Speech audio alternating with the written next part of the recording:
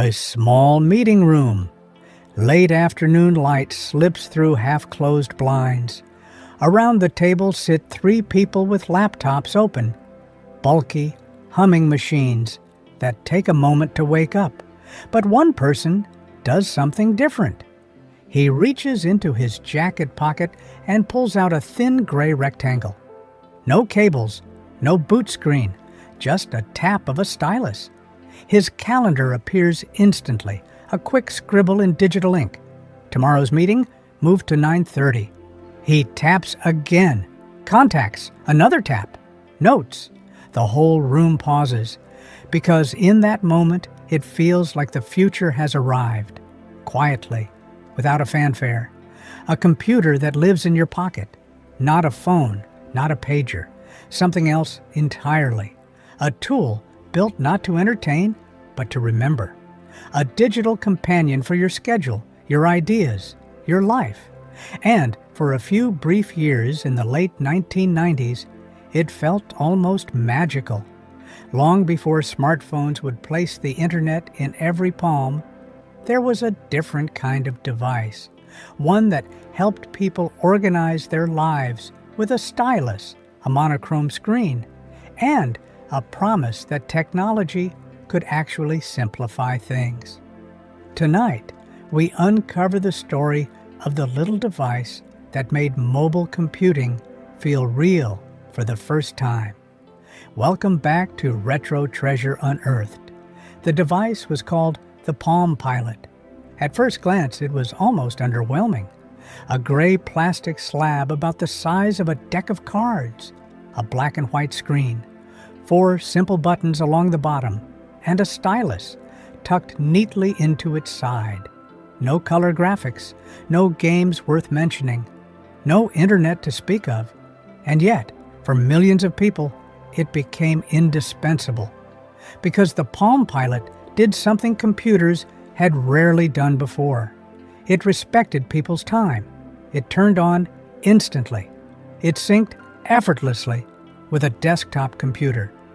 And it replaced the paper planners, address books, sticky notes, and pocket notebooks that professionals carried everywhere.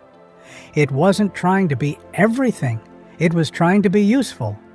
But the Palm Pilot didn't appear out of nowhere.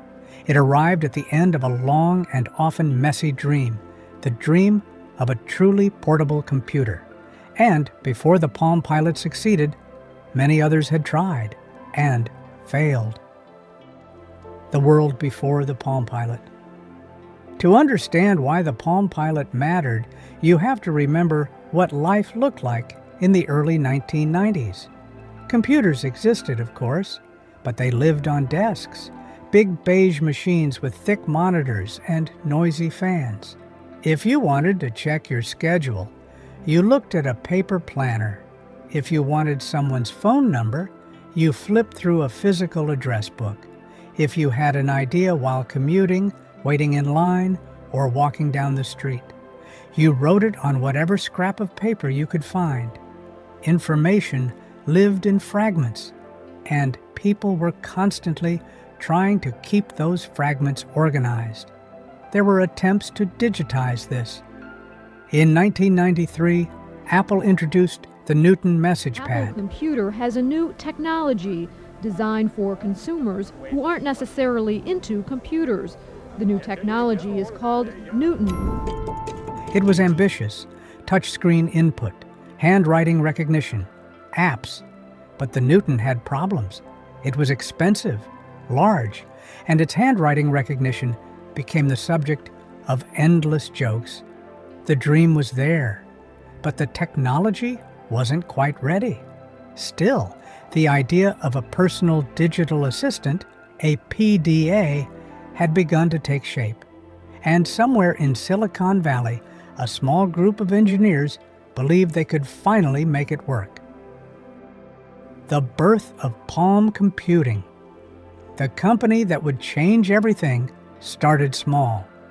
In 1992, a startup called Palm Computing began working on software for early handheld devices. One of the key figures behind it was Jeff Hawkins. Hawkins had a simple philosophy. A handheld computer should do a few things extremely well, not dozens of things poorly. He reportedly carried a block of wood carved to the size of the device he imagined. He kept it in his pocket for weeks, pulling it out during the day, pretending to check notes, simulating how people would actually use it. This simple exercise shaped the device's size, weight, and design. Because Hawkins understood something many engineers overlooked. Technology succeeds when it fits naturally into human habits, not when people must adapt to the machine. The Palm Pilot arrives, 1996. In 1996, the Palm Pilot 1000 and 5000 were released, and the response was immediate. Unlike previous PDAs, the Palm Pilot felt fast. It turned on instantly. It stored contacts, calendars, notes, and tasks. And, perhaps most importantly, it synchronized with a desktop computer. With a simple press of a button on the docking cradle called Hot Sync, all your information flowed between the handheld and your PC. Suddenly, your pocket device and your computer spoke the same language. No complicated setup, no data loss, just one button. It felt like magic.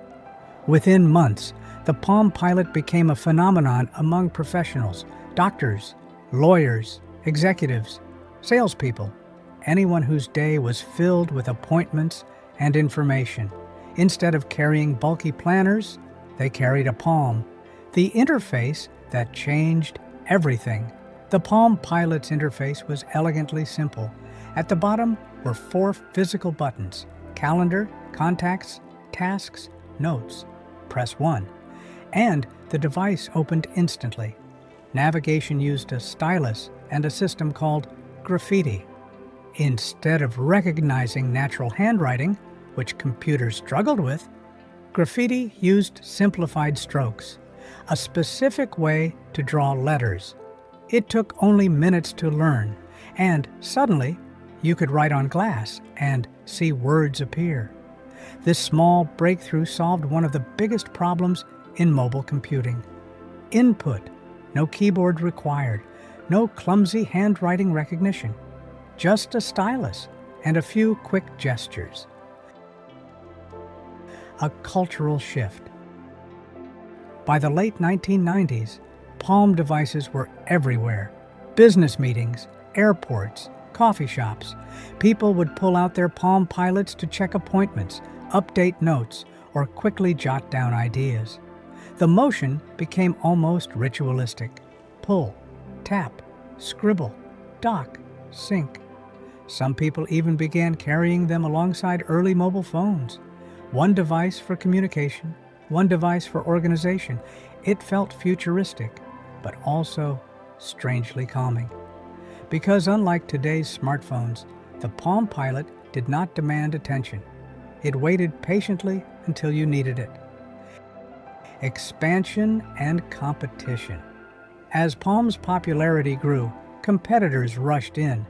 Companies like Handspring, Sony, and IBM released their own Palm-compatible devices. The operating system of Palm OS became a platform. Developers began creating thousands of small applications, expense trackers, ebook readers, early games, scientific calculators, even rudimentary GPS navigation tools. The ecosystem grew rapidly, and Palm devices evolved as well. Color screens arrived, expandable memory, wireless capabilities. By the early 2000s, some Palm devices could even browse simplified web pages. The line between PDA and smartphone was beginning to blur. The peak of the PDA era. Around 2001 to 2003, the PDA market reached its peak. Millions of devices were in circulation worldwide. Palm was the dominant name. But competitors like Microsoft's Pocket PC devices and BlackBerry were emerging. Each offered a different vision of mobile computing. Palm remained focused on simplicity. BlackBerry focused on mobile email. Microsoft aimed to bring a mini version of Windows to handhelds. The race for the future of mobile technology had begun. But another device was quietly preparing to change everything.